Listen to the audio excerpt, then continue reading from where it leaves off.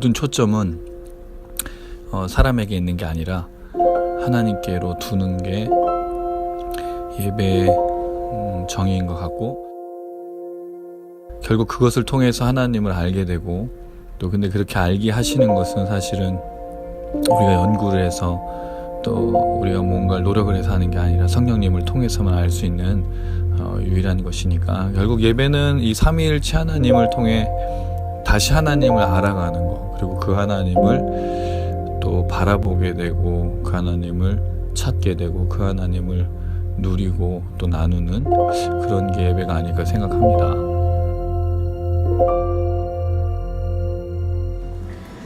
네, 만나서 반갑습니다. 만나서 반갑습니다. 다음 주가 추석이네요. 네, 벌써부터 배가 부릅니다. 다음 진짜 열심히 해보시겠습니다. 다음 주 추석은 저희가 가족과 함께 예배 드리는 걸로 그러면 참 좋을 것 같습니다. 사실은 정말 가족과 예배 드리는 게 쉽지가 않았는데 너무 좋은 이 전통이 참 사라지는 것 같아서 좀 아쉽습니다. 가족이 모여서 예배 드리는 것만큼 큰 기쁨이 없는데, 다음 주 지토양 기도 모임은 각 가정에서 예배 드리는 것을 하고요. 순서지는 제가 만들어서 올려드리도록 하겠습니다. 그리고 또 느헤미야 말씀 묵상하시면서 예배 드리시면 좋을 것 같고요. 하나님이 우리의 기도를 들으시고 우리와 함께 하신다는 사실을 늘 기억하면서 걸었으면 좋겠고요. 특별히 이제 지토양 한 걸음 한 걸음 좀 더 구체적으로 지금 걸으려고 계획하는데, 또 집회를 또 준비를 하고 있습니다. 또 반주자 또 스태프들을 구하고 있는데 이 일에 또 같이 기도해 주시면 좋겠고요. 추석 지나고 나서 좀 좋은 소식이 있어서 그렇게 좀 했으면 좋겠고요. 계속 걸어가는 저의 길, 십자가와 또 예수 말씀의 그대로, 들은 그대로 또 받은 그대로 저희가 전하고 나누는 귀한 사역 감당할 수 있도록 축복해 주시고, 또 그렇게 모일 때마다 하나님의 은혜가 나타날 수 있도록 또 기도해 주시면 감사드리겠습니다. 오늘 저희가 또 이제 찬양을 시작합니다. 사실은 모임 전에 잠깐 얘기했었는데 현실이 참 쉽지 않다. 그리고 하나님을 온전히 신뢰하는 것이 우리 현실 속에서 더 쉽지 않다. 그러나 현실을 통해 하나님을 보긴 쉽지 않지만, 그럼에도 불구하고 하나님의 그 신실하심과 역사하심을 믿는 자들에게 반드시 언젠가 되돌아보면 하나님의 선하심과 인자하심을 고백할 수 있는 그런 날들을 주실 줄로 믿습니다.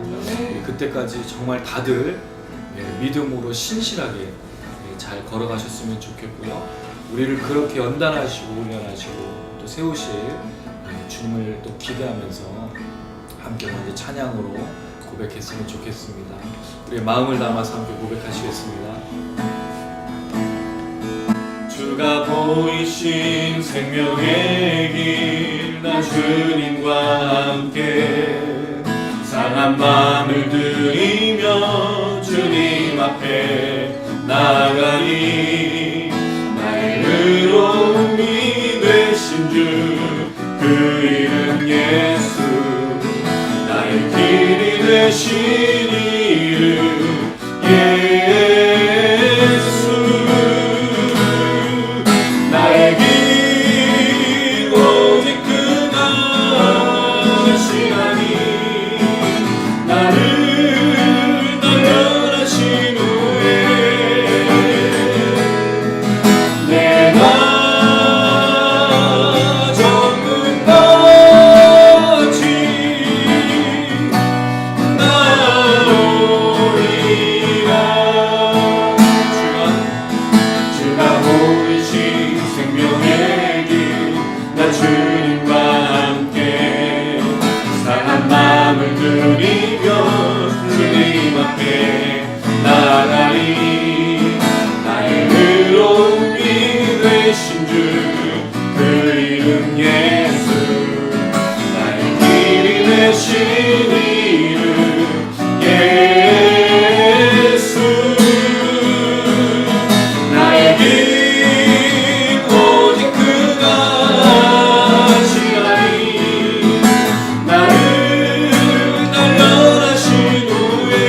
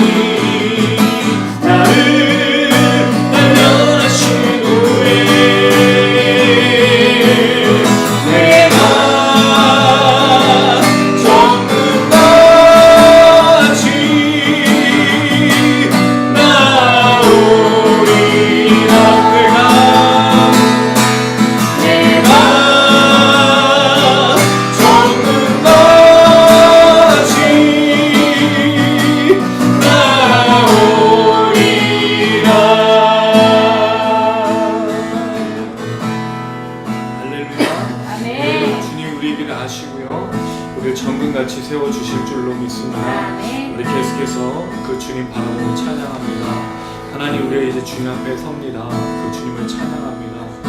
우리를 찾아와 주시고 우리를 만나 주시고 우리 찬양 가운데 성령의 역사해 주셔서 다시 한번 그 주님을 온전히 예배하며 그 주님의 은혜 가운데 들어갈 수 있도록 우리 주님 기억하면서 함께 고백하시겠습니다. 내가 주 앞에 엎드려 경배드릴 때 주께서 내게 기름 부으사 하늘 영광 거룩한 보좌 앞에 주를 찬양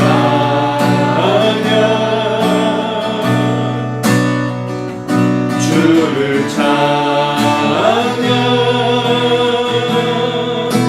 찬양해 내가 주 앞에 엎드려 경배드릴 때 주께서 내게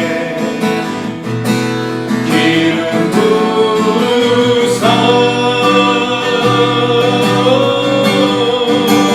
하늘 영광 거룩한 보좌 앞에 주를 찬양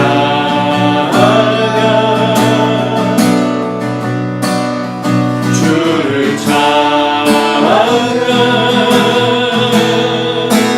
찬양해 내가 주 앞에 엎드려 경배드릴 때 주께서 내게 기름 부으사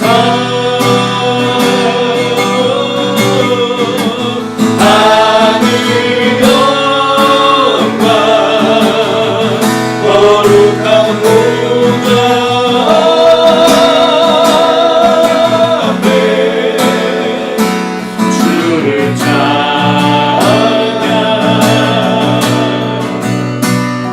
주를 찬양 하늘 영광 거룩한 보좌 앞에 주를 찬양 주를 찬양 하늘 영광 거룩한 보좌 앞에 주를 찬양 주를 찬양 나는 하늘 영광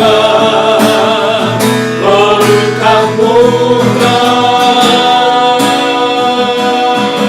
앞에 주를 찬양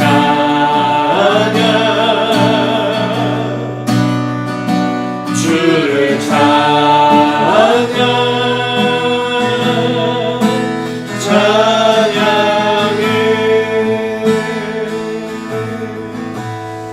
할렐루야. 우리가 서 있는 곳 우리가 함께 모여있는 이곳이 주님의 거룩한 보좌인 줄로 믿습니다.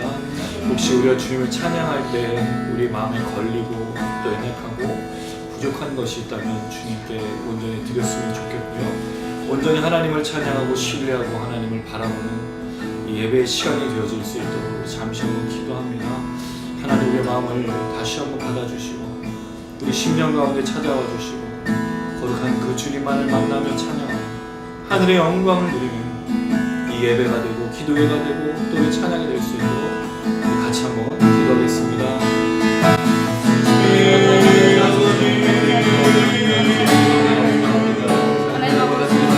아버지 하나님의 신주의 아버지 하나님의 수고하셨대로 아버지 하나님 주의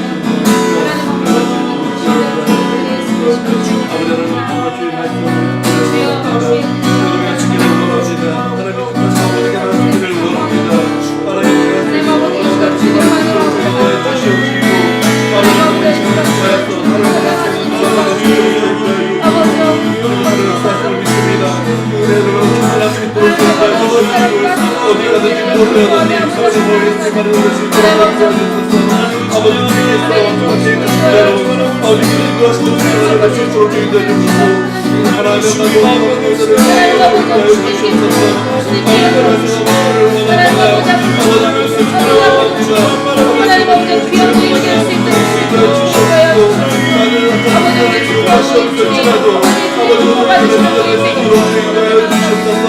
하나님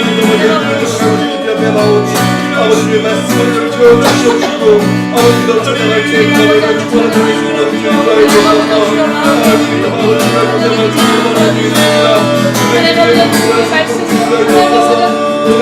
아버지의 고생을 주님을 사모하는 마음 가는 주님을 자들 정말 주님께 주님께 나아가는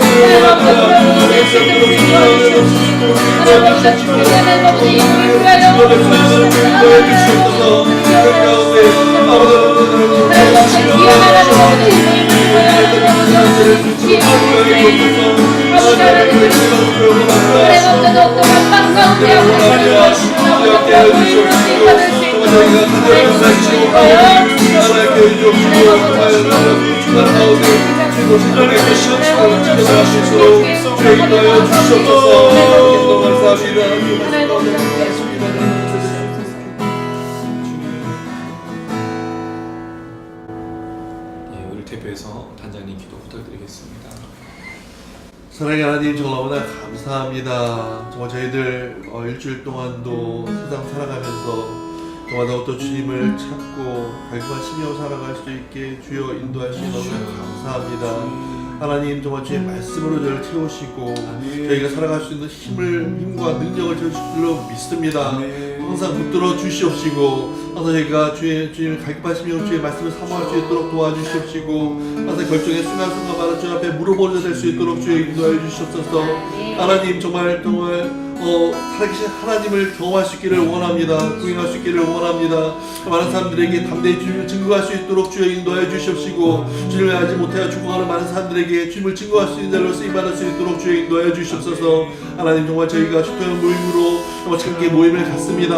아버지 하나님, 정말 갈급한 심령으로 저희 앞에 간절히 아뢰오니 하나님 두 사람의 모임 가운데 저와 함께 하신다 하셨사오니 주님께서 함께하여 주옵시고 이 자리를 정말 더욱더 크고 뜨거운 마음으로 채워줄 줄로 믿습니다.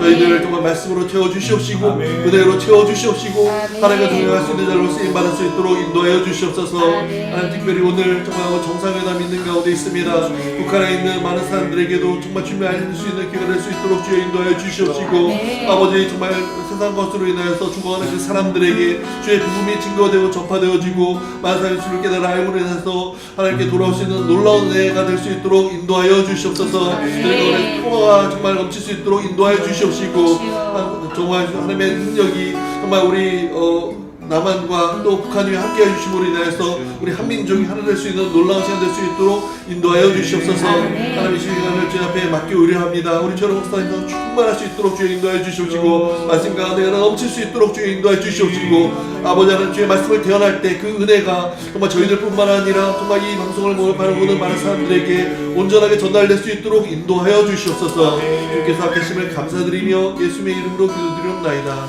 아멘. 오늘 함께 나누실 말씀은 느헤미야서 10장 1절에서 39절인데요. 긴 구절이라서 좀 잘라서 읽도록 하겠습니다. 느헤미야 10장 1절에 39절이지만 저희는 36절부터 39절까지 읽겠습니다. 36절에서 39절이니까 네 분이 이렇게 읽으시면 되겠습니다. 한국부터 36절부터 39절까지 한 절씩 읽어주시면 좋겠습니다.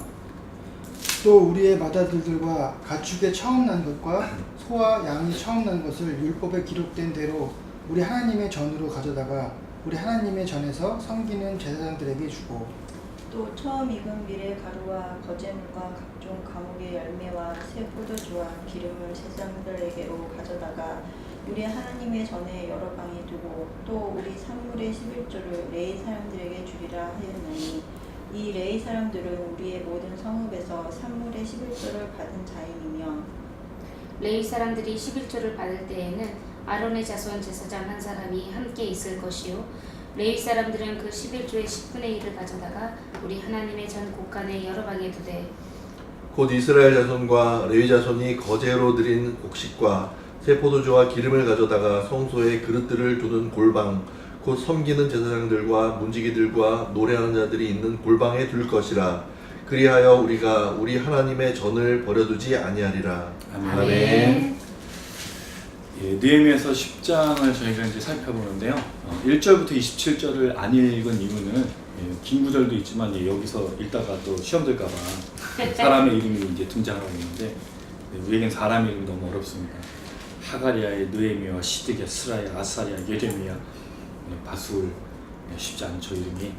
나중에 한번 읽어보셨으면 좋겠고요. 9장까지를 좀 마무리했습니다. 계속해서 하나님의 말씀을 통해 절기를 회복하고 또 찬양을 회복하고 또 하나님이 누구신가 또 하나님을 찬양해야 된다는 그 내용을 지난 시간까지 이야기를 드렸는데요. 오늘도 살필 내용이 그 내용입니다. 말씀을 통해 일어나는 하나님의 역사가 계속 이어지고 반복이 되는 걸 볼 수 있는데 여러분 좀 어떠신지요? 하나님 말씀을 잘 듣고 또 그 말씀대로 사실은 또 살아내고 또 그 말씀을 통해서 은혜를 누리고 계신가요? 이 질문입니다. 살아 계신가요? 그렇게? 이게 참 쉽지가 않습니다. 그렇죠? 어쩔 때는 잘 듣지 못할 때도요. 어쩔 땐 들었지만 거기서 머무를 때가 있고 또 듣고 깨닫고 믿게 되고 은혜도 받아서 문을 나서기까지는 좋은데 삶으로 돌아와서는 또 원상복귀가 되는 경험. 또 어떨 때는 듣고 깨닫고 믿고 은혜도 누리고 돌아와서까지도 열심을 다해서 또 살 때도 있습니다. 각자가 다 그렇게 살아가죠. 근데 그 속에 잊어버리지 말아야 될 거는 반드시 말씀으로 시작을 해서 듣고 깨닫고 그렇게 이어져가는 삶의 이런 순환이 믿음의 순환이 반복이 돼야 된다. 한 번 끝나고 한 번 실패했다고 끝나는 게 아닙니다. 다시 돌아가셔야 돼요. 그걸 잘 유지하고 계시다면 잘 듣고 있는지 믿게 됐는지 은혜가 있는지 또 살아내고 있는지를 점검하셔야 되는 것입니다. 이걸 보면서 요 이야기만 하고 좀 넘어갔으면 좋겠는데요. 세상 사람들이 생각하는 그 아주 중요한 가치관이 있어요. 그게 뭐냐면 seeing is believing. 보는 것이 믿는 것이다. 그들은 봐야지만 현실로 드러나야지만 역사가 있어야지만 그게 아주 중요한 것으로 여겨집니다. 그 신앙은 그렇지 않아요. 보아야 된다라는 말이 아니고 우리는 들어야 듣고 깨달아야 듣고 믿어야 하나님의 역사가 일어난다 이렇게 말할 수 있어요. 예수님께서 자주 말하셨던 게 뭐죠? 귀 있는 자는 들을지어다. 근데 우리 예배 드릴 때 사실 어떻게 예배 드리죠? 보고 있어요. 보는 게 너무 많아요. 지난번에 잠깐 얘기 드렸지만 심지어 너무 좋은 그 시설이 있어서 그 LED 또는 프로젝터가 너무 좋아서 정작 봐야 될 목사님은 안 보고 목사님이 걸리셨거든요. 뒤에 화면이 더 밝으니까. 그래서 목사님 좀 비키시라고. 근데 사실 거기 나온 사람 누구죠? 목사님이거든요. 그러니까 우리가 초점을 맞추는 경우는 자꾸 보는 게 되는 거예요. 근데 사실은 뭘 해야 된다고요? 들어야 되는 거예요. 들어야 깨닫게 되고 믿게 되어지는 거예요. 하나님 말씀 역사가 그래요. 우리가 가지고 있는 성경 구약과 신약은 처음에 구약을 기록했을 때 모세가 기록을 받아 쓰면서 시작한 게 아니고 상황과 환경을 보고 듣고 정리해서, 물론 그들이 보았죠. 이 글을 봤는데 사실 보고 끝난 게 아니라 이거를 들음으로, 해석을 들음으로 깨닫게 된 거예요. 그리고 나서 복음서도 마찬가지입니다. 다 들은 얘기들이에요. 본 기적도 있지만 들은 게 더 중요하게 기록이 된 거예요. 그럼 우리는 이렇게 생각할 수 있습니다. 우리의 신앙은 뭐로부터 출발하고 있는가? 보고 있는 건가? 듣고 있는 건가? 하나님의 말씀을 제대로 듣지 않으면요, 삶을 살아낼 수가 없는 거예요. 굉장히 중요한 질문. 지난주에 말씀하신 거 기억나시나요? 기억이 안 나요. 기억 안 나죠? 네. 이유가 있어요. 예배가 너무 많아요. 새벽기도, 수요예배, 금요기도, 또 본인 개인 큐티, 또 어떤 분은 방송까지 봐요. 지난주에 말씀이 뭐랬는지 도무지 기억이 나지 않아요. 어떻게 보면 우리가 잘 듣지 못할 수 있기 때문입니다. 근데 잘 들으면요, 기억이 나요. 잘 들으면 깨달았기 때문에, 알았기 때문에. 그리고 살아내면 더 잘 기억이 나겠죠. 그러니까 우리가 듣고 또는 보고 끝나는 게 문제가 아닌가 생각합니다. 어떻든 그걸 잘 염두에 두시고 말씀을 계속 읽어 나가시고, 느헤미야 얼마 안 남았어요. 10장 다음 주는 지나고 그 개인을 이제 그 가정에서 예배 드릴 때 11장 이렇게 보니까 좀 장들을 잘라내서 읽기가 어려워서 다음 주 11장 30몇 절까지 또 그렇게 할 거거든요. 그리고 12장 13장까지 이제 얼마 남지 않았습니다. 그리고 나서 이제 골로새서를 저희가 나눌 계획인데, 골로새서를 누가 이제 흔하게 골로샜다고 이제 네, 그렇죠. 아무튼 골로새서를 이제 나눌 예정인데, 내면 이제 얼마 남지 않았어요. 지나간 일들을 좀 기억해 보시고, 이들의 상황과 환경 속에서 들었던 이 말씀들이 어떤 역할을 계속 하고 있는지, 그들의 삶의 중심에서 무슨 일들이 말씀을 통해서 일어나는지를 보셨으면 좋겠고, 반드시 말씀을 통해 하나님의 역사가 일어나고 있다. 우리 삶에도 그런 역사가 일어나요. 잘 보고 잘 듣고 잘 깨달은 사람을 통해서 하나님의 말씀 역사가 분명히 일어나는 거거든요. 그런 여러분들 되시기를 주님의 이름으로 축원합니다. 자, 이어서 지난주 말씀에 이어서 이제 말씀을 좀 나누겠습니다. 38절부터 9장 38절부터 좀 이어보도록 할 건데요. 38절 같이 한번 읽어봅니다. 9장 38절입니다. 시작. 우리가 이 모든 일로 말미암아 이제 견고한 영역을 세워 기록하고 우리의 한백들과 레위 사람들과 제사장들이 다 인보하나이다 하느니라. 자, 이 말씀은 원래 지난주에 연결해서 얘기했는데 자세하게 살피진 않았어요. 왜냐면 이제 10장으로 연결해 보는 게 훨씬 낫기 때문에 지난주에 얘기를 안 드렸는데, 37절이 사실 지난주에 우리가 나눴던 이야기 마지막 부분이었습니다. 어떻게 끝나냐면 우리의 곤란이 심하오며 라고 되어 있어요. 그들의 말씀을 통해서 하나님 누구신지, 또 하나님을 찬양하는 일로, 또 본인들은 하나님 앞에 죄인이라는 걸 발견했는데, 끝이 뭐냐면 우린 지금 너무 힘든 현실을 살고 있습니다. 하나님이 이런 위대하신 분이고 용서와 긍휼이 넘치신 하나님이신데, 지금 현실은 뭐냐면 포로 생활에 돌아와서 성벽도 짓고 성문도 했지만 여전히 우린 너무 어려운 상태입니다 라고 말하는 게 끝이 나는 거죠. 자, 그렇다면 이 사람들이 지금 하나님을 찬양하는 내용으로 볼 수가 없고, 하나님도 찬양했고 그는 어떤 분이신지 알고 우리 죄인이지만 결국 우리 현실이 이런 현실이에요. 하나님 참 나빠요. 하나님 뭡니까? 라고 이해할 수 있다는 건데, 그게 아닌 이유가 뭐냐면 38절에 이 모든 일로 말미암아 라고 되어 있어요. 근데 이게 공동번역 성경 어떻게 되냐면, 이 일로 인해서 우리가 마지못해 하나님께 언약을 맺는다 이렇게 되어 있어요. 그러니까 우리가 지금 하나님을 되돌아보고 선조의 죄도 알아보고 우리 죄도 이렇게 있고 지금 현실이 이렇게 나쁘니까 우리가 어쩔 수 없이 하나님께 언약을 맺습니다. 이렇게 공동번역을 해놨어요. 새 번역과 또 현대인의 성경을 보면 번역을 어떻게 하냐면 이 모든 것 때문에 하나님께 언약을 드립니다.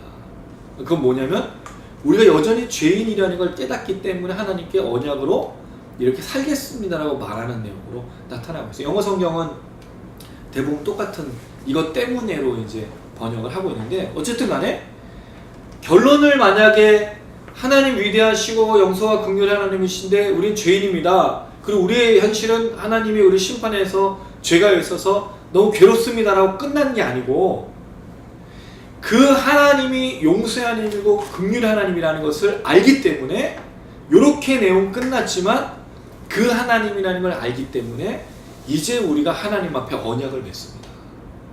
이제 범죄하지 않고 용서하시고 긍휼히 여겨주시는 그 우리가 고백했던 선조가 경험했던 그 하나님 우리 하나님이니까 우리 하나님이시니까 우리가 이렇게 언약을 맺습니다라고 이야기를 하고 있다는 거죠. 결국 지금 말하고 있는 내용은 뭐냐면 이스라엘 백성들이 하나님을 깨닫고 현실적으로는 우리의 삶이 이렇게 황폐하고 문제가 있는 삶이지만 하나님이 그런 하나님이신 줄로 믿고 언약을 맺습니다라고 시작하고 있다는 거예요.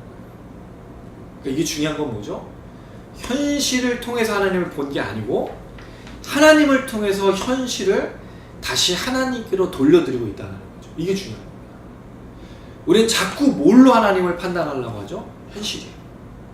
내게 지금 일어난 환경과 상황으로 하나님을 자꾸 보려고 하는데 그게 아니라 하나님은 이런 하나님이십니다로 나의 현실을 걸어가야 되는 거예요. 이해가 되고 계십니까? 우린 자꾸 하나님이 내 현실 속에서 역사하느냐 안 하느냐로 질문하는데 사실 질문이 바뀌어야 돼요. 하나님은 이런 하나님이십니다라고 말한 후에 현실 속에서 잘 믿음으로 걸어내는 것이 필요하다는 거예요. 근데 이건 사실 결국 쉽지 않아요. 왜죠? 우리의 삶이 만만치 않습니다. 우리 단장님 신실하시고 늘 믿음의 모범을 보이시고 있는데 고민하시는 내용이 있는데도 항상 늘 긍정적으로 봐요. 근데 분명히 굉장히 고민도 있으실 거고 기도 제목도 있으실 거거든요. 근데 자꾸 뭐 하시려고 하냐면 현실로 하나님을 보는 게 아니라 하나님으로 현실을 보려고 하는 거. 마찬가지 한국 유선이. 근데 쉽지가 않다 이거죠. 또 제가 이제 만나야 될 사람들이 다 그런 사람들이에요. 현실을 보면 하나님을 만날 수가 없는 거예요. 근데 분명히 하나님은 어떤 하나님이시죠? 우리가 9장에서 살폈던 하나님은 용서하시고 긍휼의 하나님이시고 이스라엘 백성들이 낮에는 구름 기둥, 밤에는 불 기둥, 낮에 불 기둥 아니고 밤에 구름 기둥 아니라 했어요. 40년 동안 옷 한 벌로 살았고 40년 동안 신발 하나로 발도 부르트지 않고 옷 한 벌인데 물론 냄새는 쩔었겠죠. 그렇지만 살았고 그런 하나님이시라는 걸 알기 때문에 현실을 부정하는 게 아니고 현실 속에서 하나님에 대한 신뢰를 놓고 있지 않았다는 거죠. 이게 우리한테 필요한 거예요. 그래서 이들이 지금 언약을 하나님한테 맺고 있는 거예요. 하나님 우리가 이렇게 하나님을 신뢰하면서 살겠습니다. 만약에 그 하나님에 대한 신뢰가 없으면 이걸 지금 하느냐 똑같을 거예요. 광야에서 이스라엘 백성들이 만나를 주고 또 가져가면 내일 만나가 내릴 거냐 아니냐 또 이야기하는 거예요. 메추라기를 줄 건지 안 줄 건지 또 물을 줄 건지 아닐 건지 맨날 하나님 앞에 도전하고 불평하고 원망한다 이거죠. 근데 하나님 그랬잖아요. 걱정하지 마. 그건 내가 매일 먹일 거야. 내가 물은 매일 줄 거야. 너희가 염려할 건 여기서 이 광야를 지나면서 가나안 땅에 어떻게 들어가서 살 건지에 대해서 고민해야 되는데 이들의 고민은 그게 아니고 광야에서 죽겠다 이거예요. 우리 여기서 먹고 살아야 되는데 우리 걸어가야 되는데 왜 하나님 불안하게 하냐 이거죠. 근데 불안하게 한 적이 없잖아요. 낮에 구름 기둥, 밤에 불 기둥, 만나와 메추라기 물로 먹이시고 입히시고 봉하신 하나님이셨잖아요. 근데 자꾸 이걸 물어보는 거예요. 물론 이거 연결된 건 아닌지 모르겠는데 가끔 우리 아내 가끔도 아니고 자주 물어봤었어요. 지금은 이제 또 안 물어보더라고요. 나 사랑하냐고. 포기하신 거예요? 포기한 건가요? 이제 50대 돼서 저희 가정의 위기인 것 같습니다. 저희 상담이 필요합니다. 사랑하냐고. 한국만 사랑하는 것 같아요. 물론 연결되는 질문 아니겠는데 뭐 그런 뉘앙스로 물어보는 건 아니지만 맨날 사랑하냐고 물어봐요. 아 사랑한다고 얘기해도 그 얘기를 꼭 들어야 되나 봐요. 근데 이스라엘 백성들이 그게 필요했나 봐요. 하나님 우리에게 매일 주실 겁니까? 아 내가 준다고. 근데 말하실 필요가 없고 줬어요. 근데도 뭐하고 다음날 되면 또 줄 거냐 이거죠. 불안한 거예요. 늘 불안한 거예요. 이 광야 생활이. 우리가 살아가는 걸음이 그렇지 않습니까? 우리 불안하잖아요. 두렵죠? 그리고 연금도 들고 보험도 들고, 물론 연금 들고 보험 드는 게 잘못됐다는 말씀드리는 거 아니에요. 그걸 오해하지 마시고 연금도 드시고 보험도 드시고 적금도 다 하세요. 그게 나쁜 게 아니에요. 근데 문제가 있어요. 하나님을 의심해서 드는 건 문제가 있다 이거예요. 근데 하나님께서 주신 것 안에서 마음껏 누리시면 돼요. 이스라엘 백성들이 한 건 그게 아니라 하나님을 못 믿겠다는 거예요. 매번 하나님께 불평하고 원망하고 자꾸 뭐라고 얘기하죠? 나 애굽으로 돌아갈래.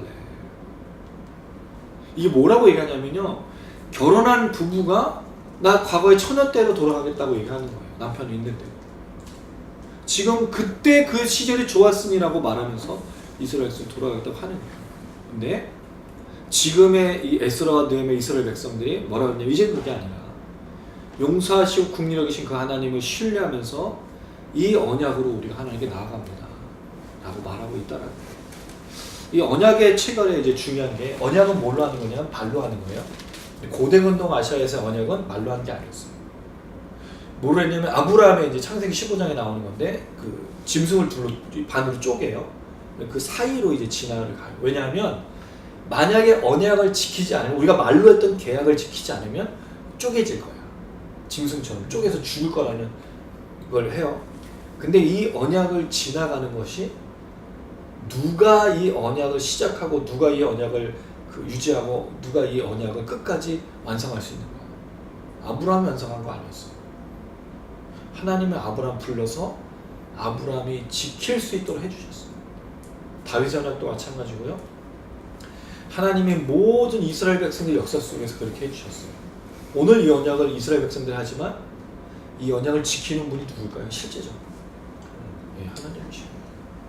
그래서 언약을 설명할 때 어떻게 하냐면, 우리가 주로 이제 약속을 하면 뭐라 하죠? 사람들끼리 손을 잡고 이렇게 흔들어요. 근데 언약은 어떤 개념이냐면 이렇게 하는 거예요. 한국어 손을 놓죠. 근데 언약이 사라질 이유가 없는 건 뭐죠? 하나님이 붙들고 있기 때문이에요. 이게 언약이에요. 그리고 오늘 이스라엘 백성들이 하나님을 깨닫고 하나님 앞에서 이렇게 살겠습니다 말한 다음에 그렇게 쭉 유지되어 가는 것도 누가 하시는 거죠? 하나님이. 그걸 완성하는 것도 누구죠? 하나님. 실제적으로 이스라엘 백성들이 느헤미야 10장에서 이 언약을 임봉하는데, 뒤에 11장에 예루살렘에 들어간 사람들의 이야기, 12장의 제사장들에 대한 명단이 나오고 13장의 개혁이 또 나와요. 놀라운 건 오늘 10장에 이들이 언약을 하는 내용들이 하나도 지켜지지 않아요. 그들이 약속했던 거예요. 13장이요. 그럼 10장과 13장 차이가 얼마 안 되는 거거든요. 연대기적으로 봐도 금방 거부한 거예요. 그럼 13장에 다시 개혁을 하면 그 다음에 또 이 사람들이 이스라엘 백성들이 언약을 지켰을까요? 아니에요. 절대로 그렇지 않아요. 이스라엘 백성들은 언약에 신실한 적이 없어요. 근데 언약에 신실한 건 누구죠? 하나님. 그게 이스라엘 백성 반대가 나는 거예요. 근데 그렇다고 해서 이스라엘 백성들이 언약을 이렇게 다시 맺은 것이 잘못된 건 아니에요. 너무너무 귀한 일이에요. 왜냐하면 개혁을 계속 해 가야 되거든요. 어떻든 간에 그들이 이렇게 해서 임봉했다라고 말하면서 1절부터 29절, 27절까지 임봉한 자의 명단이 등장해요. 처음에 나온 사람이 누구냐면 느헤미야, 총독이죠.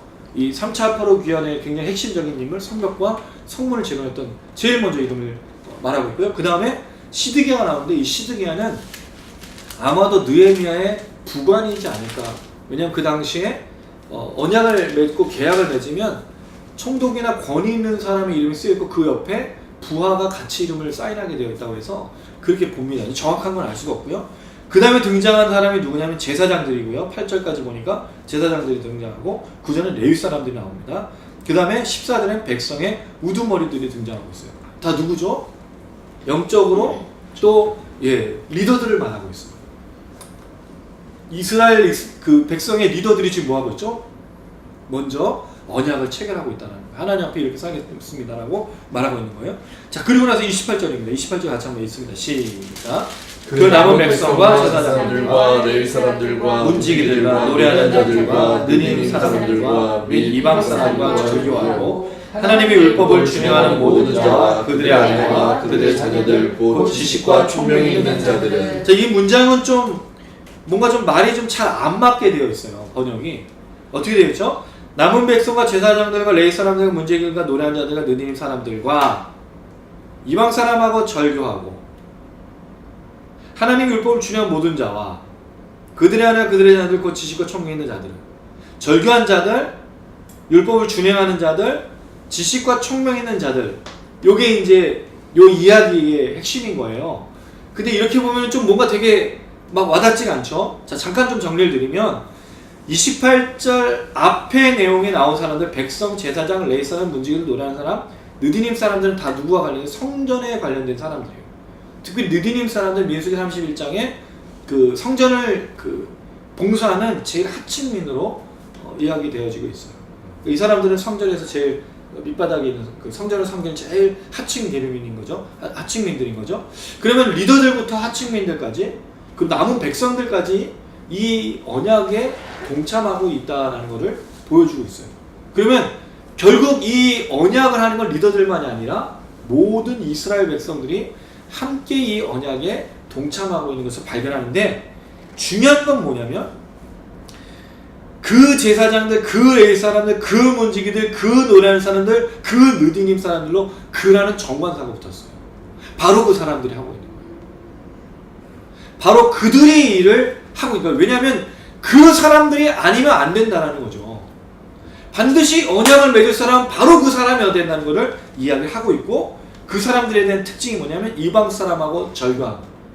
지난번에 한번 나왔었죠. 이방 사람들하고 사귀지 않고 그들과 분리되고 구별되는 걸 말했고요.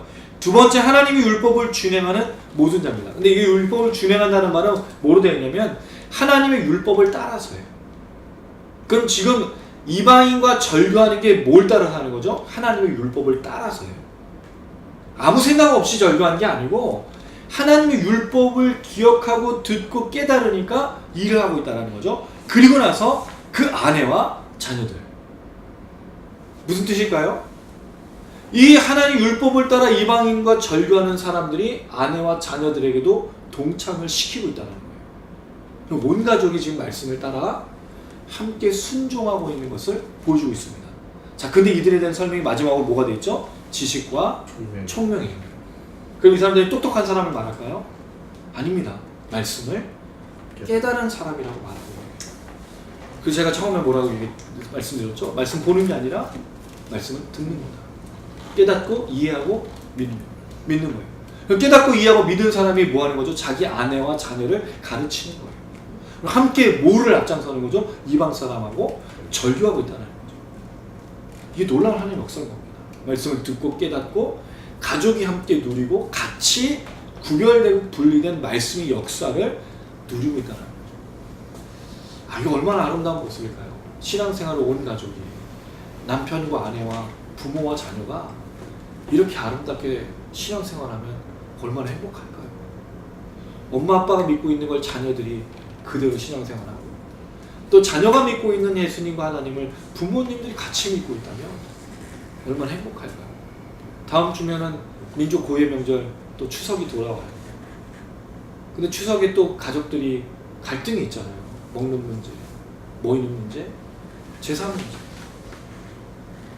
참 우리 안에 이렇게 평안하기가 참 쉽지가 않아요. 근데 오늘 말씀 속에 이스라엘 백성들이 하나가 말씀을 통해 깨달은 대로, 이게 지금 계속 8장, 9장, 10장에 쭉 연결되고 있어요. 이런 말씀의 역사들이 계속 일어나고 있는 거예요. 우리 가정이 그런 가정 되었으면 좋겠습니다. 여러분의 가정이 남편이시라면 남편을 통해서 그 영적인 은혜가 흘러가고, 아내하고 부모하고 자녀들에게, 또 자녀들이라면 또 부모님께로 그 은혜가 또 드려지는 그런 역사가 있었으면 좋겠습니다. 그래서 가족들이 모이는 날이 제일 행복한 날. 왜요? 물론 먹고 마시는 것도 좋아요. 근데 뭐가? 예배드리고 말씀을 나누고 말씀대로 살아가는 은혜, 이것만큼 행복한 것은 없는 것 같습니다.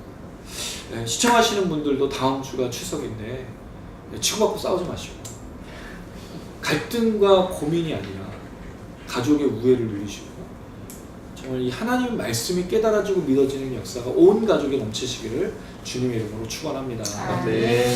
이어서 이들이 하고 있는 구체적인 이제 언약의 내용들이 나타나고 있습니다. 29절 말씀을 읽어보겠습니다. 29절, 30절인데요. 제가 29절 읽고 여러분 30절 읽어주세요. 다 그들의 형제 귀족들을 따라 저주를 맹세하기를 우리가 하나님의 종 모세를 통하여 주신 하나님의 율법을 따라 우리 주여의 모든 계명과 규례와 율례를 지켜 행하여 우리의 우리 딸들을 딸들을 이 이 땅 땅 백성에게 주지 아니하고 우리의 아들들을 위하여 그들의 딸들을 기르오지 아니하며. 네, 첫 번째로 이들이 하고 있는 언약의 내용이 뭐죠? 율법을 그대로 지켜서 행하는데 뭘 하지 않는다? 아들과 딸을 이방인에게 주지 않고 또 데리고 오지 않는다. 자, 요거는 이제 조금 이따가 한 번 더 정리하고요. 자, 이게 첫 번째입니다. 자, 두 번째 내용입니다. 31절입니다. 시작. 혹시 땅 백성이 안식일에 물품이나 온갖 곡물을 가져다가 하려고 할지라도 우리가 안식일이나 성일에는 그들에게 소하지 않겠고 일곱째마다 땅을 쉬게 하고 모든 일을 탕감하리라 하였고. 뭘 하고 있죠? 안식일을 지키고 안식년과 또 일곱째가 반복이 돼서 나중에 희년까지도. 이건 이스라엘 백성들이 느헤미야서에서 이루지 못했던 거였죠. 안식일이 지켜지지 않았었고요. 또 희년, 안식년이 없었어요. 그러니까 자녀들을 팔아버리게 될 그런 지경이 되었죠. 근데 이들이 지금 안식일과 희년, 하나님 안에서 평안을 누리는 그 날을 회복하고 있는 거예요. 자, 세 번째, 32절에 보니까 규례를 정해서 성전 3개를 내는데요. 3분의 1을 수납했다라고 되어 있어요. 원래 성전의 세겔은요, 출애굽기 30장에 보면 반세겔을 내게 되어 있어요. 근데 그 반세겔이 뭐냐면 은을 다루는 중량을 말합니다. 동전이 아니었고요. 무게를 세겔로 불렀는데 반세겔은 약 6g 정도 됐어요. 그 6g을 은을 받치는 거였어요. 그건 동전이 아닙니다. 놀랍게도 마태복음에도 반세겔이 나오는데 그때는 그 세겔이 뭐였냐면 두로의 동전이었어요. 왜냐하면 이 세겔, 이 두로의 동전하고 세겔의 무게가 거의 비슷해요. 5.7g, 이건 6g. 그 이 세겔을 성전세로 무게가 같으니까 쓴 건데 문제는 두로의 동전에는 헤라클레스의 신의 얼굴과 독수리 문양이 있었어요. 왜 바쳤다고요? 무게가 같으니까. 이건 뭐죠? 이방인의 화폐였어요. 우상을 숭배하는 거예요. 근데 이거 성전 세겔로 냈단 말이죠. 신약시대 때. 편리함을 추구하다가 정말 지켜야 될 언약을 못 지키고 있는 거예요. 성전 3개를 내는 중량을 낸 게 아니라 비슷한 무게를 갖다 붙인 거예요. 이게 뭐든지 상관없이. 이건 그리스도인들에게 굉장히 중요한 겁니다. 우리는요, 느헤미야서를 통해 발견한 게 있어요. 그게 뭐였죠? 결과만 선한 게 아니었어요. 모두요, 첫 번째 시작도 선이고 중간의 과정도 선이고 마지막 결과도 선해야 된다. 근데 이들이 지금 편리를 위해서 이렇게 바꿔버려요. 근데 이 세계에 대해서 아무도 얘기하지 않아요. 누구나 용인하고 있었다는 거죠. 그와 비슷한 게 뭐가 있었죠? 성전에서 짐승을 팔았어요. 물론 그거는 용납이 좀 됐었어요. 왜냐하면 흠없는 짐승을 데리고 오다가 흠 있는 짐승이 됐어. 너무 멀리서 갖고 오니까. 그래서 성전 안에서 그 가축을 팔았죠. 근데 문제가 뭐가 있을까요? 팔기 시작한 다음부터 첫 것, 제일 중요한 걸 드리는 게 아니라 그냥 그걸로 드리는 거예요. 그래서 뭘 해줬죠? 다 뒤집어 엎어버렸어요. 공간복음하고 요한복음은 틀려요. 공간복음은 그 사람을 때렸고 요한복음에서는 그 재물을 때렸어요. 왜냐면 자기가 진짜 재물 되기 때문에 요한복음이 그게 초점입니다. 복음사의 차이가 있는데 어쨌든 그런 편리함이 교회 안에 들어와 있다면 사실 우리가 뭔가 제일 중요하고 있는 하나님 앞에 드리는 뭔가 또는 예배의 뭔가를 잃어버리고 있는지 몰라요. 원리가 뭐라 그러죠? 첫 번째 선, 중간도 선, 결과도 선해야 된다. 만약에 선으로 가는 것이 아니라면 사실 포기하셔야 돼요. 근데 이게 문제죠. 포기할 수 있겠네요. 정말 쉽지 않은 거예요. 제가 맨날 단장님 그 대기업 되게 해달라고 기도하는데 그 기도하지 말라고 하셨던 잘 기억하고 있습니다. 아니, 왜냐하면 대기업을 추구하는 게 어떤 건지 너무 잘 아시니까. 근데 그건 뭐 우리가 고민할 필요한 게 아니고요. 선으로 시작하고 선의 과정을 거치고 선으로 마무리했는데도 하나님 쓰시면 얼마든지. 갑자기 그냥 제가 지난주에 지나가다가 요 2층을 다 주십시오 하나님.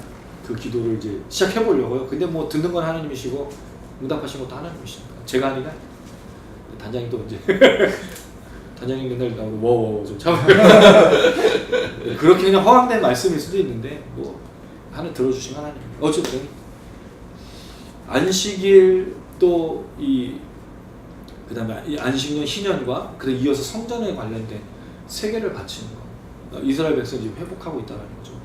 좋은 상황이 아니었어요. 3분의 1만 드려요. 원래 반세기를 내야 되는데 다 못하니까 3분의 1만 드리고 있어요. 자, 그 다음에 33절부터 쭉 이어지는 게 뭐냐면 필요한 제물을 드리고 또 34절 나무를 드리고 해마다 또 첫 열매를 드리는 내용이 나오고 율법에 기록된 대로 36절에 제사장들에 주었다라고 되어 있고요. 37절은 같이 한번 읽어보겠습니다. 시작. 또 처음 익은 미래 가루와 거제물과 각종 방목의 열매와 세포도주와 기름을 제사장들에게 가져다가 우리 하나님의 전에 열방에 주고 또 우리 3분의 11절을 레위 사람들에게 주리라 하니 이 레위 사람들 위에 모든 성은 3분의 11절을 받는 자입니다. 예. 11조를 예, 드리게 되는 걸 나오죠. 첫 열매를 드렸던 거. 그리고 11조가 필요했던 이유는 뭐냐면 그 11조를 레위 사람들과 제사장들에 주기 위해서 했습니다. 왜냐하면 레위 사람들은 자기들의 땅이 없었어요. 수확할 수도 없었고 오직 성전을 통해서만 일을 할 수 있었던 사람이었기 때문에 나머지 지파들이 11조를 제공함을 갖고 먹고 그리고 살았던 사람들이에요. 그러니까 전적인 공급함을 백성들이 채워줘야 됐어요. 목회자거든요. 사실은 비슷합니다. 요새는 뭐 일하시는 목사님들도 많지만 형편에 따라서. 근데 어쨌든 11조의 의미 그거 있는데요. 이 11조를 받은 대로 놀랍게도 38절에 보면 39절에도 보면 레위 사람들도 11조를 또 들여서 골방에다가 넣어놔요. 그러니까 제사장들도 11조를 드리고 있다는 거예요. 받은 거에 또 11조를 성전 안에 있는 골방에 바쳤다라는 겁니다. 여기서 이제 질문을 좀 한번 드려보겠습니다. 여러분 11조 잘 드리고 계십니까?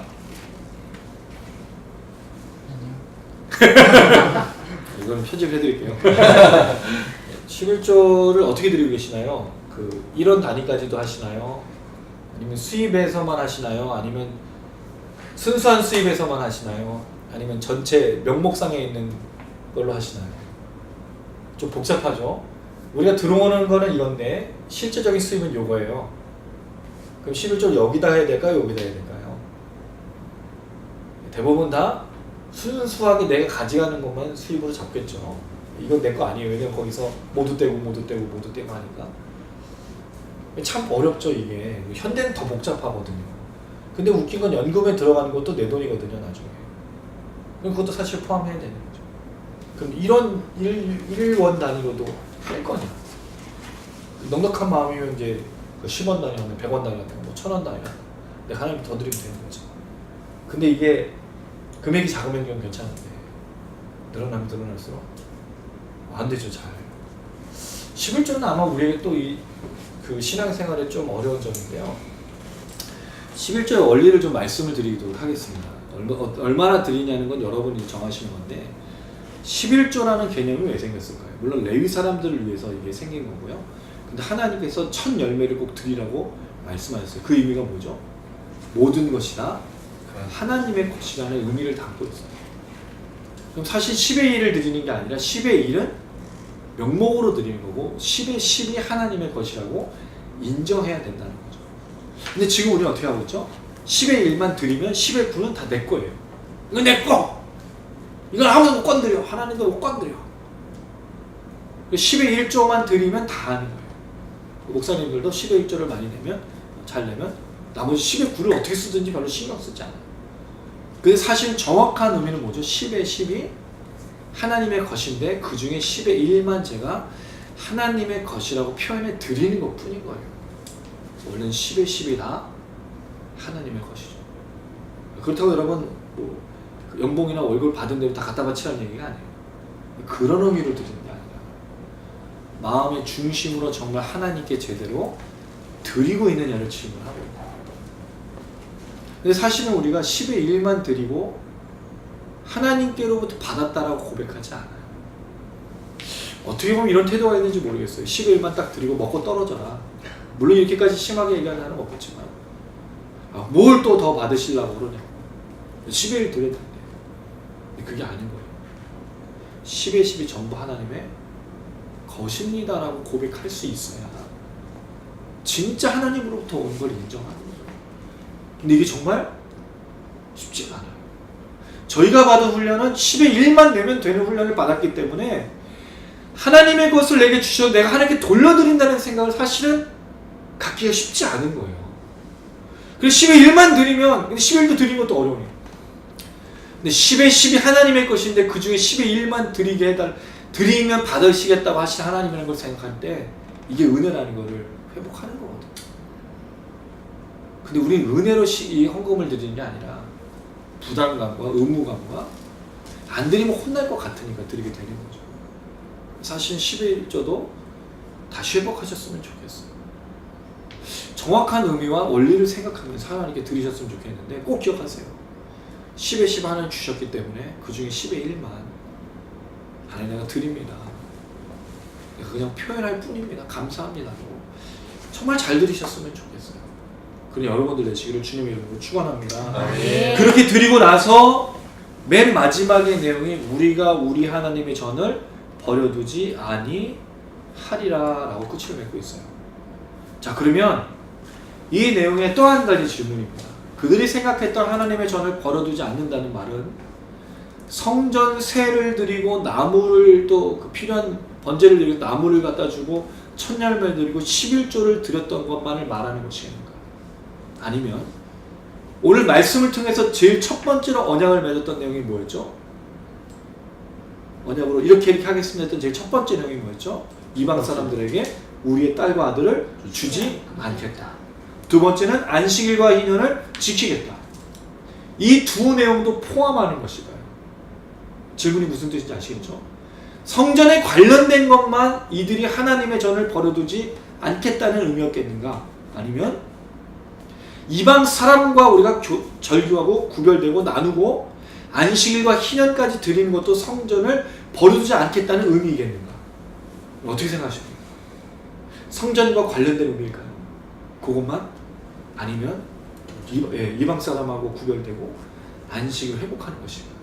물론 의미상으로 보면 성전과 관련된 것만으로 보입니다. 그러나 전체적인 내용과 주제를 보면 이방 사람하고 구별되는 것, 안식일과 희년과 안식년을 회복하는 것까지도 하나님의 전을 버려두지 않는 것으로 볼 수 있겠다. 그럼 이제 오늘 결론입니다. 그럼 우리 이걸 어떻게 적용해야 되느냐는 거죠. 먼저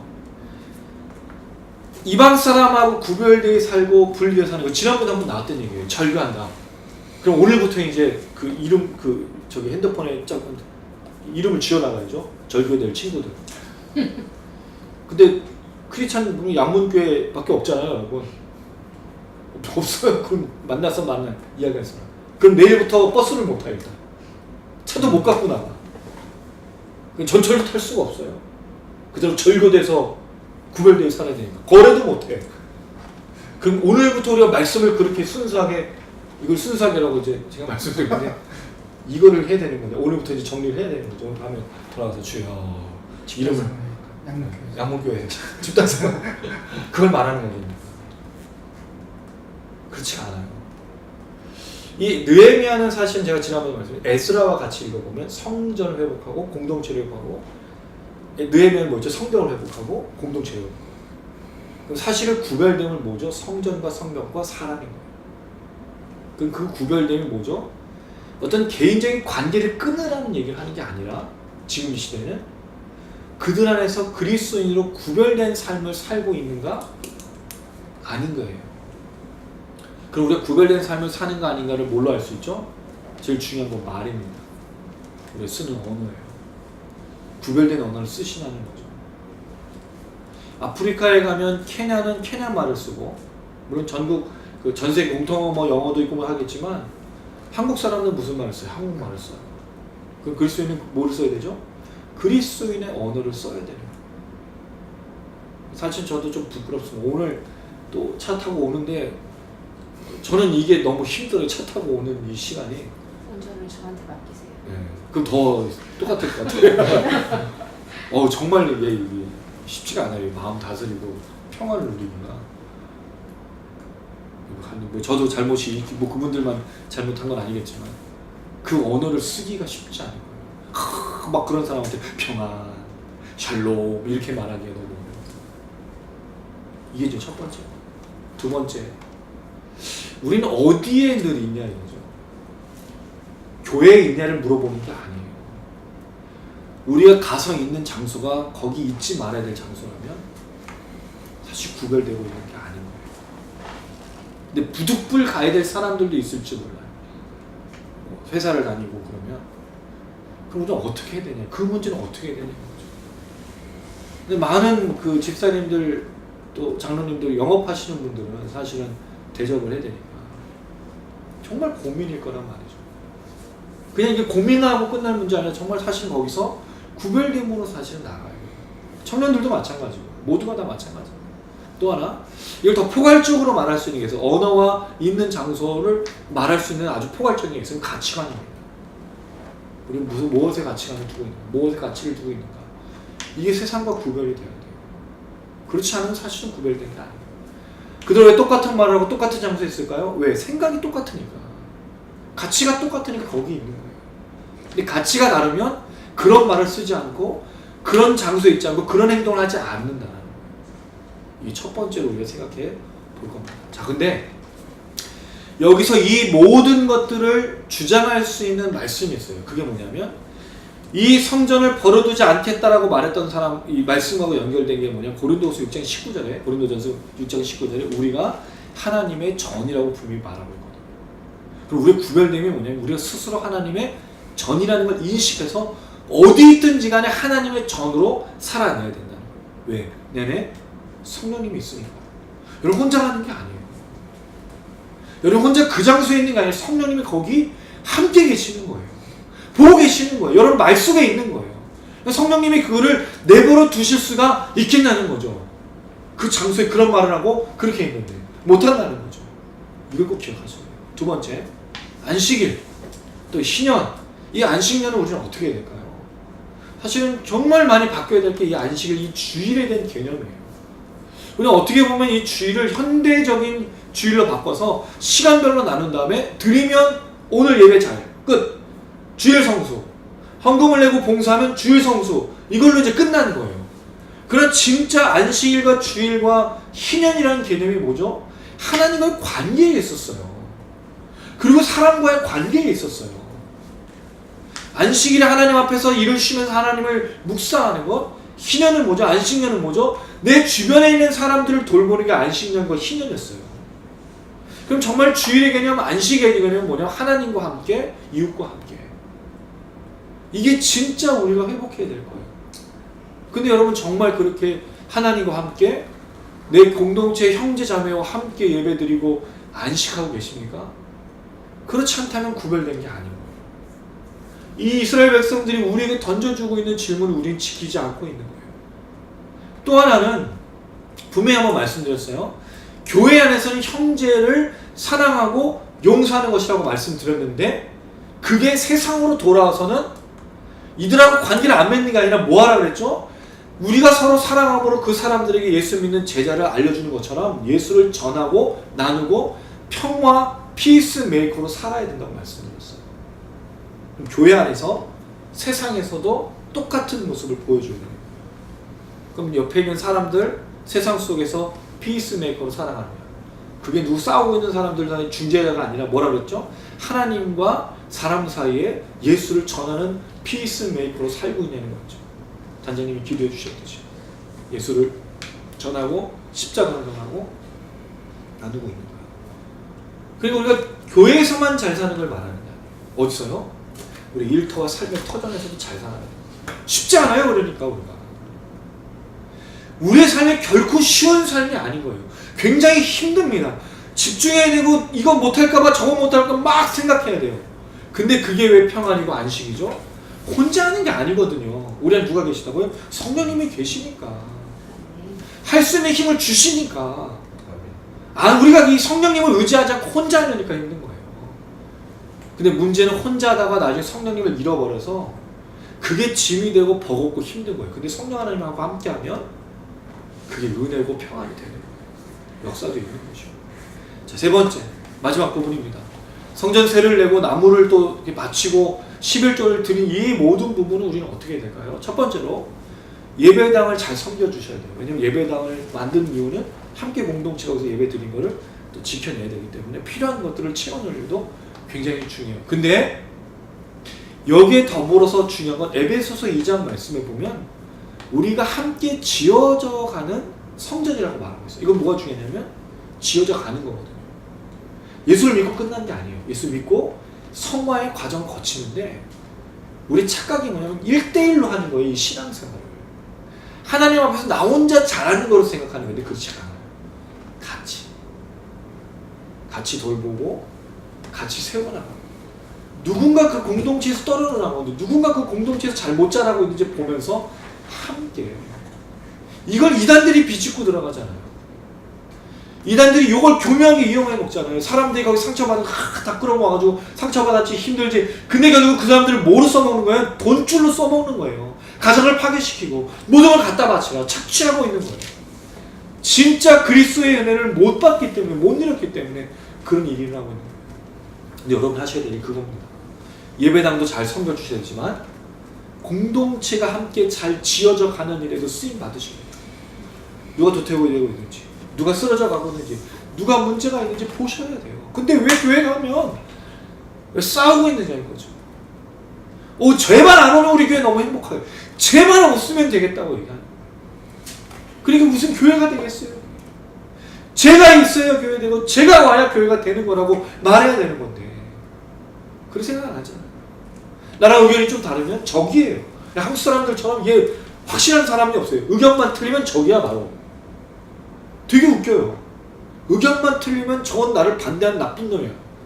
우리는 흑백 논리로 싸우고 있는 거예요. 그게 아니잖아요. 다를 수가 있는 거잖아요. 다를 수. 교회가 지어져 가야 됩니다. 단장님, 우리 한국 우선이 너무 중요한 거예요. 공동체 속에 있잖아요. 누군가 도태되고 누군가 쓰러지고 누군가 뒤로 밀려나고 있는지 보셔야 돼요. 돌보셔야 돼요. 세워야 돼요.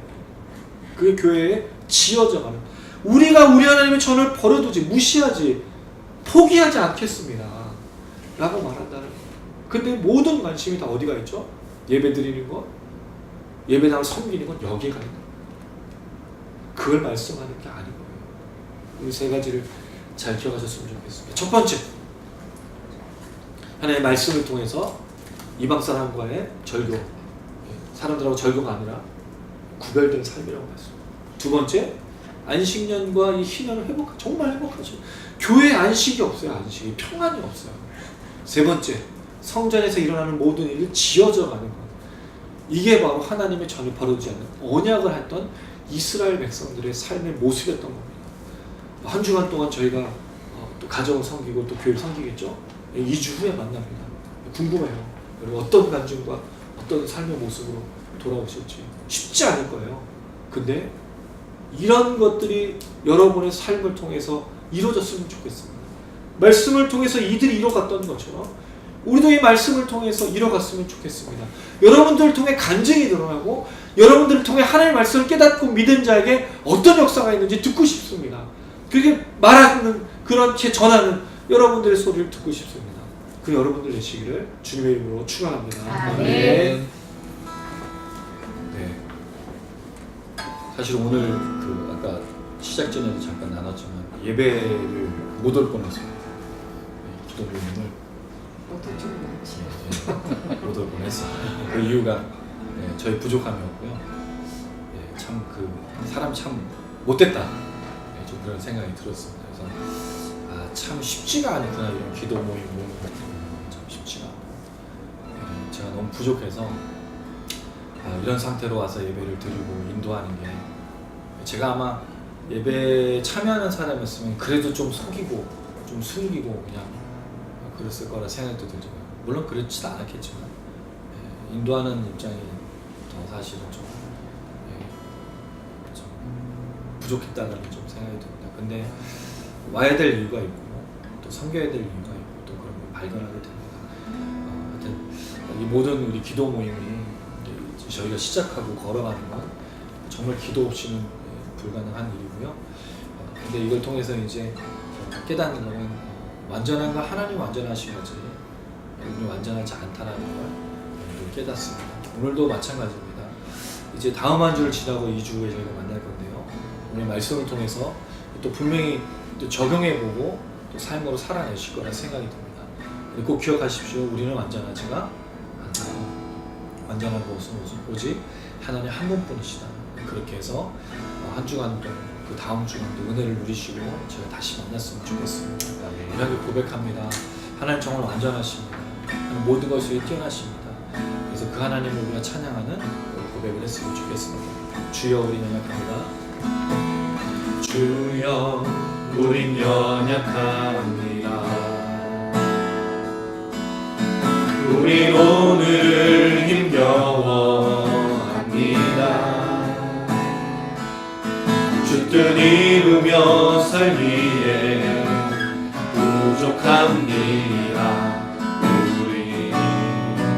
우린 연약합니다. 주여 우린 넘어집니다. 주여 우린 넘어집니다. 오늘 하루 또 실수합니다. 주의 긍휼을 구하는 죄인입니다. 우리 주만 바라봅니다. 한없는 주님의 은혜 온 세상 위에 넘칩니다. 가릴 수 없는 주 영광 온 땅 위에 충만합니다. 주님만 이기오니 우린 그 길 따라갑니다. 그날에 우린 이루신 주는 완전합니다. 주여 주여 우린 연약합니다. 우린 오늘을 힘겨워합니다.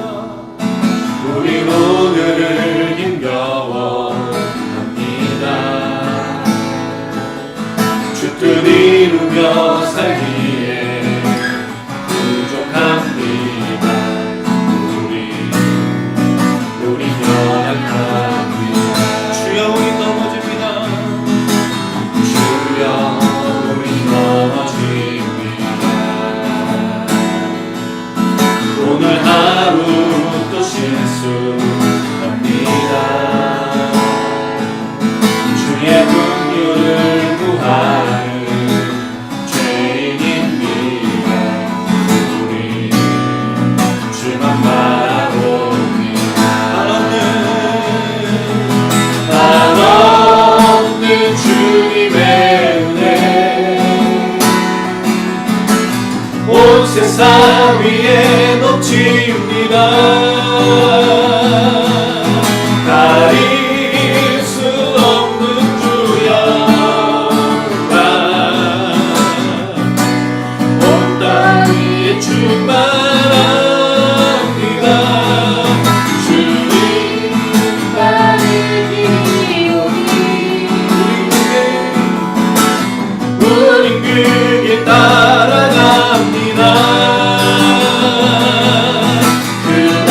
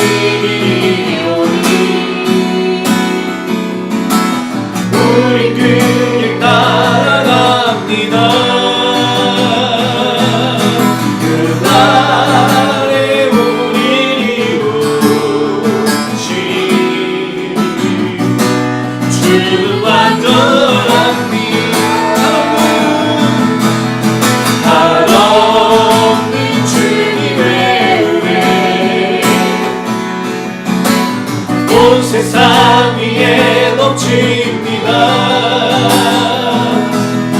가릴 수 없는 주 영광 온 땅 위에 충만합니다.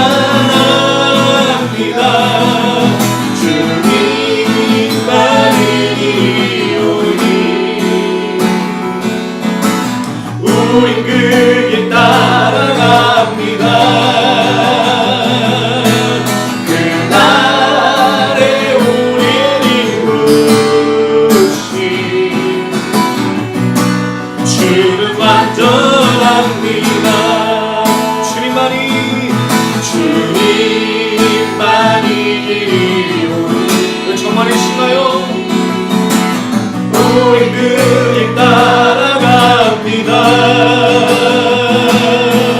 그날에 우리를 이루신 주는 완전합니다. 그날에 우리를 이루신 주는 완전합니다. 할렐루야. 네, 우리는 부족하지만 주님이 완전하시다는 사실을 꼭 기억하셨으면 좋겠고요.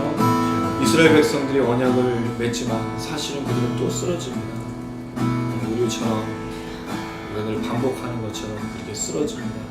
그런 언약의 신실하신 하나님이 이스라엘 백성을 지켜주셨던 것처럼 긍휼과 자비 하나님이 우리와 함께 하시는 줄로 믿습니다. 우리를 의지하지 말고 주님을 의지했으면 좋겠습니다.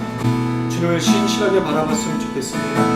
흔들림 없이 성실함으로 진실함으로 하나님 한 분만 바라봤으면 좋겠습니다.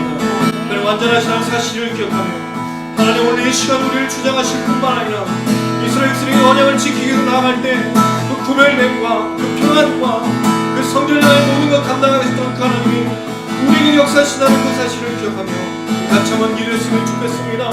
하나님 우리의 삶을 드립니다. 우리 가정을 드립니다. 우리 교회를 드립니다. 구별된 삶으로 언제나 하나님의 성전을 이루어져가며 참된 평안과 안식을 누릴 수 있게 해달라고 주여 우리 지정하여 기도 모임 가운데 성령을 역사해달라고 우리 주여 머무리고 간절한 마음으로 기도하시겠습니다. 주여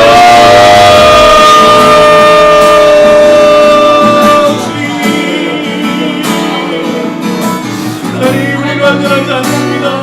우리 부족합니다. 연약합니다. 하나님의 놀라시는 날마다 넘칠 줄 믿습니다. 아버지 우리를 놀라시는 은혜가 넘칠 수 있도록 하시고 하나님 우리에게 주님 놀라시는 날마다 정신을 잡아주시옵소서. 이스라엘 백성들 하나님의 주님의 하나님의 아버지 그와 주시옵소서. 모두 감당할 것처럼 우리도 동물들의 역사를 주실 줄 믿사오니 우리의 가정을 완전하신 줄 주시옵소서. 아버지 허락하여 주시옵소서. 우리의 삶을 나갈 수 있도록 하시옵소서.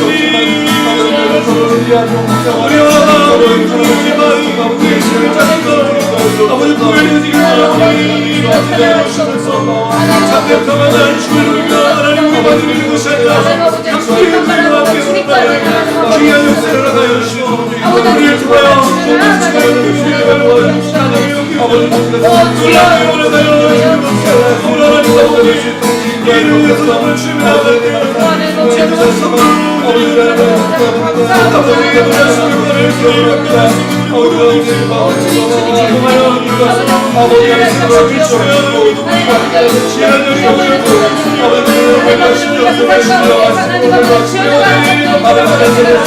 아버지 네.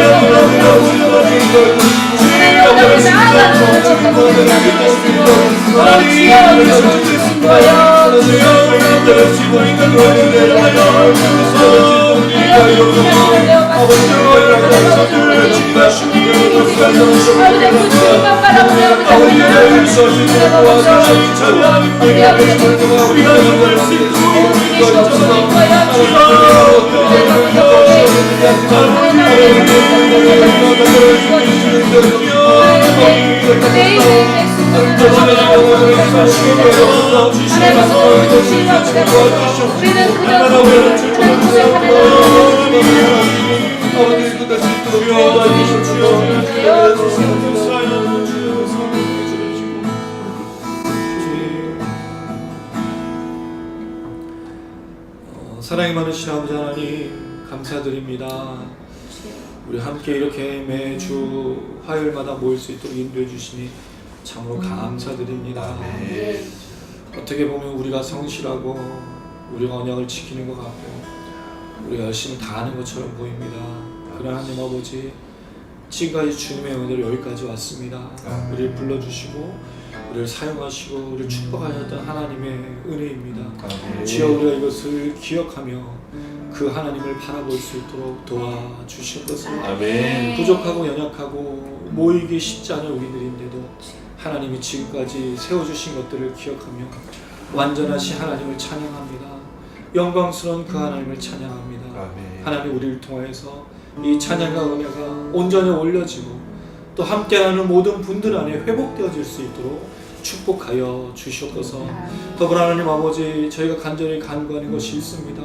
완전하신 아버지 하나님, 우리가 구별된 삶을 살 수 있도록 도와주시옵소서.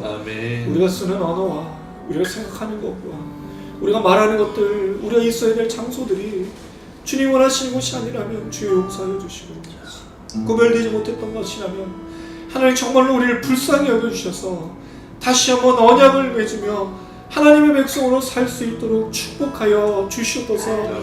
주여, 우리를 불쌍히 여기시고 주여, 우리를 긍휼히 여기셔서 하나님 능력권 없이 우리가 살 수 없사오니 주여 인도하여 주시길 간절히 소망합니다. 그냥 그 자리에서 멈춰있는 자들이 아니라 다시 주님의 은혜를 기억하며 붙들며 걸어갈 수 있도록 하나님 도와주시고 함께하여 주시옵소서.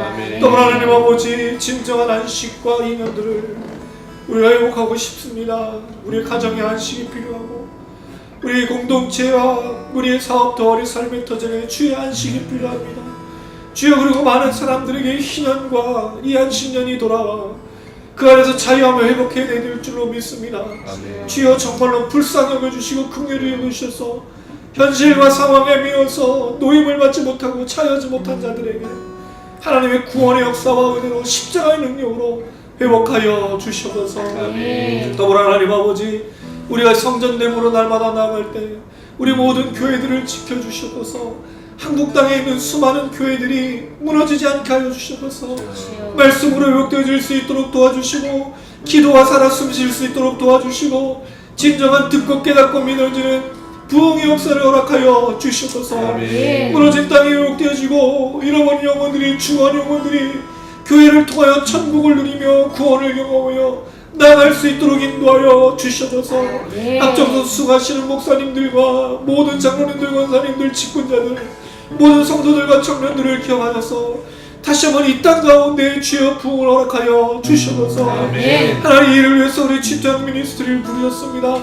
우리 단장님과 우리 한모의 의선이 또 아내와 또 함께 걸어가야 될 수많은 사람들, 또 시청하시는 분들, 기도하시는 분들을 불쌍히 여기셔서 주여, 우리가 같이 처한 상황 속에서 그 가정에서 그 교회에서 삶의 터전에서 참된 교회를 이루어가며 말씀을 이루어가며 성전을 지어갈 수 있도록 도와주시옵소서.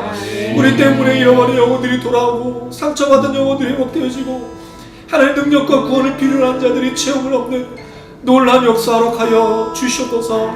다음 한 주간 동안 가정을 돌보며 나아갈 때 그 장소 그 자리에서 함께 해주시고 주님을 참되게 예배하는 자들로 말미암아 하나님 영광과 찬양받아 주시옵소서.